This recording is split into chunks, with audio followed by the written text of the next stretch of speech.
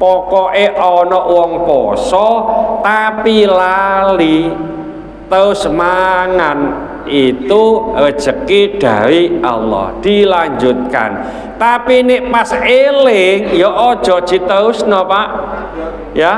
Pas jam 09.00 isuk poso pertama lali buka apa kulkas ana es oyen diombe Pak, sok-sok kurang dikit eling, waduh berarti gitu wae batal.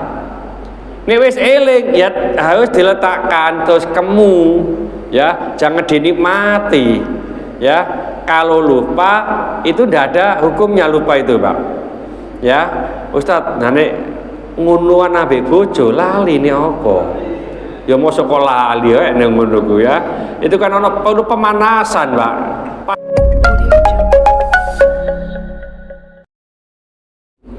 Assalamualaikum warahmatullahi wabarakatuh.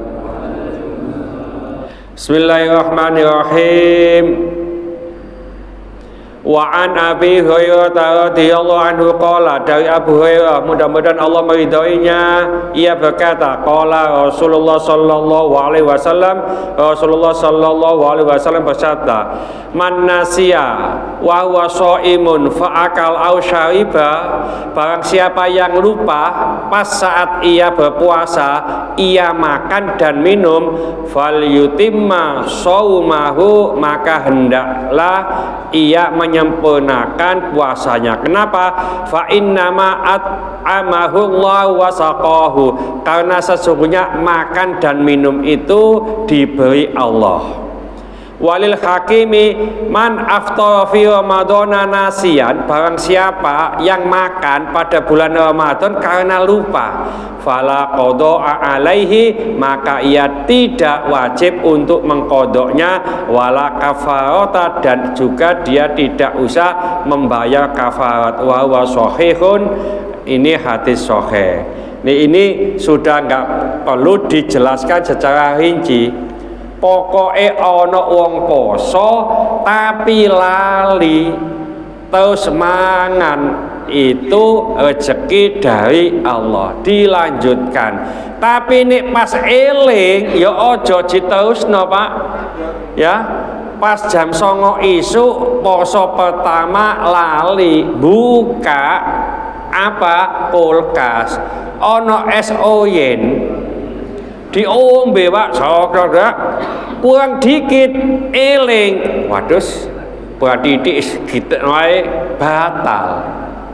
Nek wis eling ya harus diletakkan terus kemu ya, jangan dinikmati ya. Kalau lupa itu tidak ada hukumnya lupa itu Pak ya. Ustadz nek ngunuan ambek bojo lali ini apa ya, mau sekolah lali ya nek ngono ya. Itu kan ono perlu pemanasan Pak.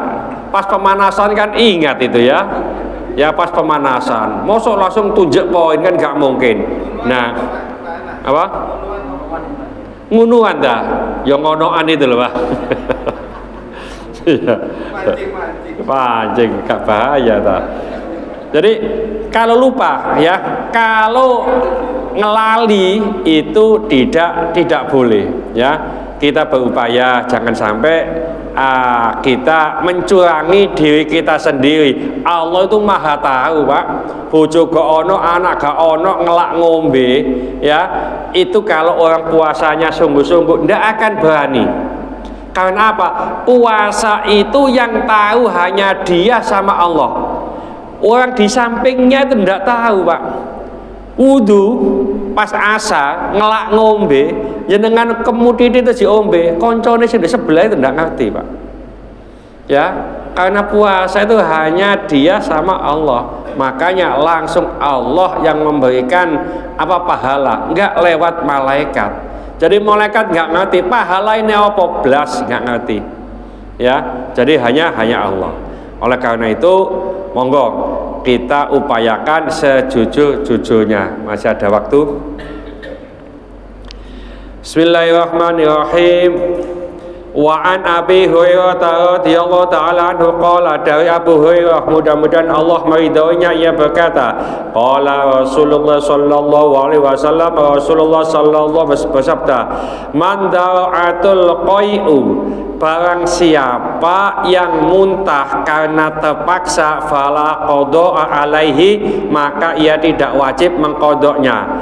Wa man istaqa'a fa alaihil qada'u, tapi apabila orang itu sengaja muntah, maka ia wajib mengqadanya. Rawahul khamsatu, diriwayatkan oleh 5 imam.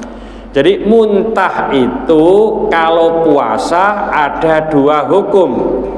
Nek terpaksa muntah itu sah puasanya, ndak kodok, ya terus wae. Kalau disengaja itu mengkodok. Opo ono muntah terpaksa, opo ono muntah itu apa sengaja. Kadang-kadang Pak, ngapunten diogok-ogok gitu loh Pak ya. Artinya apa? Kena duri gitu ya, terus diogok-ogok supaya durinya keluar dan lain sebagainya ya, dipijet-pijeti. Naik kendaraan kan kudu muntah Pak, pijet-pijeti supaya bisa muntah, itu namanya sengaja. Nah ini pas poso itu batal, tapi gak ngerti apa-apa, glegeken umpamanya, kan gak ngerti Pak ya, langsung spontan, itu namanya tidak sengaja. Dan muntah yang semacam itu tidak membatalkan puasa. Muntah itu najis, cuma muntah itu menurut mazhab Syafi'i tidak membatalkan wudu. Di 3 mazhab, Hanafi, Hambali, Maliki, muntah itu membatalkan wudu. Tapi kalau mazhab Syafi'i, kita muntah itu tidak membatalkan wudu ya, tapi muntah itu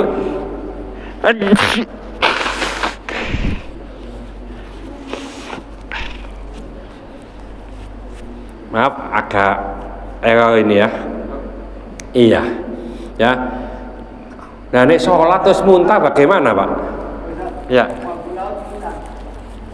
mabuk laut kalau sengaja ya. Nah ya, umpamanya mabuk ya wis didiamkan saja, bah muntah bah enggak umpamanya ya, itu tidak sengaja. Tapi kalau dipijet-pijeti loh Pak, dipijeti supaya cepat keluar, itu sengaja. Selama enggak pakai dipijeti dan seterusnya, itu tetap sah. Nah kalau sholat ya, sholat muntah bagaimana? Kan sholat kalau muntah kan tidak membatalkan wudu Pak ya. Nah muntah itu najis ya. Nah kalau najis itu ya badannya kena najis. Nah kalau badannya kotor najis, itu juga membatalkan puasa sholat. Karena salah satu syarat sahnya sholat itu pakaiannya pakaiannya suci ya. Dulu yang saya sampaikan itu, kalau ada yang ditanyakan oleh bapaknya dulu ya, sajadah terus kena tai kucing, tai ayam, apakah sholatnya batal? Selama kita tidak kena najis itu, maka sholatnya nggak batal ya, masih kena nah kecuali kalau ini yang dipakai Ustadz Halim itu ya, sorban ya. Sorban kalau kena umpamanya najis, berarti najis. Beda dengan sorbannya panjang Pak. Sorban panjang 4 meter gitu umpamanya ya, dipakai ono sing ngelewel nduk kono ya, ada yang ngelewel di sana. Nah selama kita bergerak, dia tidak bergerak, maka itu kena najis, tidak apa-apa. Itu namanya bukan malbus. Malbus itu adalah yang dipakai, sesuatu yang dipakai itu nek bergerak ikut bergerak. Kalau tidak bergerak yang sana tidak apa-apa ya, sama dengan tadi itu sorban ditekek ngisor itu loh Pak ya, itu bukan malbus namanya ya. Jadi umpamanya kok panjang terus sana kena apa? Nah, tai cecek itu najis enggak? Tai cecek gitu. Ya. Tai cecek itu menurut sebagian mazhab Syafi'i tidak najis. Gini, tai binatang yang tidak mempunyai darah mengalir itu enggak najis. Kutu, semut. Tapi menurut mazhab Hambali najis. Karena cecak itu diumpamakan seperti ular.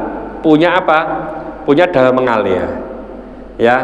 Jadi kalau tidak punya darah mengalir itu tidak apa? Najis. Ya coba cecek disembelih Pak, ono darah enggak gitu loh ya. Jadi ada sebagian yang mengatakan itu tidak najis karena cecek enggak punya darah mengalir. Ya. Meskipun enggak najis umpamanya ojo diecet-ecet gini Pak, terus gini. Biasa kan gitu, jajan itu segini kan ya. Ngono sih lumayan. Gini terus jajan kene koncone. Wah, tambah si sapruk nanti ya. Nanti insya Allah kita bahas lebih lanjut ya. Ini sudah tinggal 1 menit. Mudah-mudahan sedikit ini dibarengi hidayah oleh Allah Subhanahu wa taala. Mudah-mudahan segala hajat kita dikabulkan Allah, segala kesulitan kita dibantu oleh Allah. Mudah-mudahan anak kita menjadi anak soleh-solehah, taat kepada Allah, patuh dan nurut kepada kedua orang tua. Dalam kasih keturunan, mudah-mudahan Allah berikan keturunan yang soleh-solehah. Dalam kasih jodoh, mudah-mudahan Allah berikan jodoh yang soleh-solehah. Mudah-mudahan di antara kita, keluarga kita, handai tolong kita, tetangga-tetangga kita yang saat ini sedang sakit baik di rumah sakit maupun di kediaman, mudah-mudahan Allah cepat mengangkat penyakitnya, menyembuhkan penyakitnya, dan mudah-mudahan Allah memberikan kesabaran kepada yang sakit, dan dengan kesabaran ini mudah-mudahan Allah mengangkat seluruh dosa-dosanya, dan mudah-mudahan Allah mengampuni dosa-dosanya orang yang mendolimi kita. Al-Fatihah. Bismillahirrahmanirrahim. Al-asri innal insana fi khusrin illa alladziina aamanu wa 'amilus sholihati wa tawassaw bil haqqi wa tawassaw bis sabr. Subhanaka wa bihamdika asyhadu an la ilaha illa anta astaghfiruka wa atubu ilaik. Assalamualaikum warahmatullahi wabarakatuh. Allahumma sholli ala sayyidina Muhammad.